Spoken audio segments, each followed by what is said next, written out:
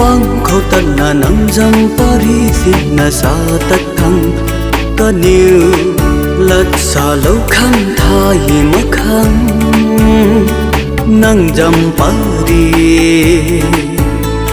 sang bu khâu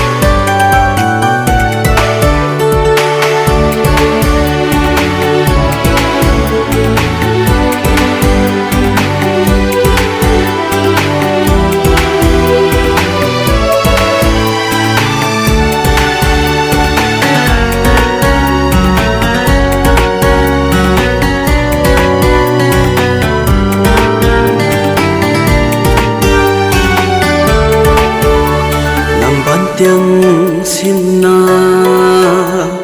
hắn puni ở xây thơ nắng lung khâu nái mây quay in cầm bùi toàn mặc na đào bờ thô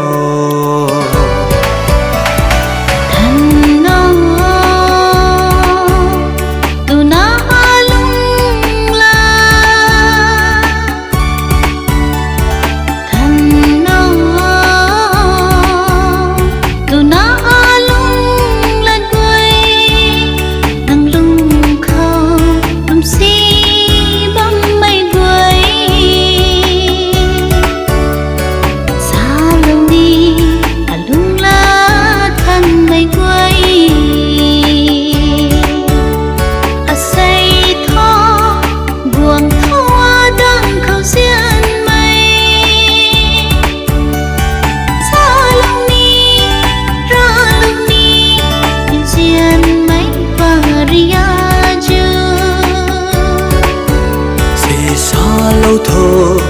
rút liên băng khâu tất na nang jam parisi na sa tất khăng có nhiều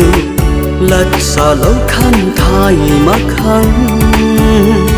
nang jam pari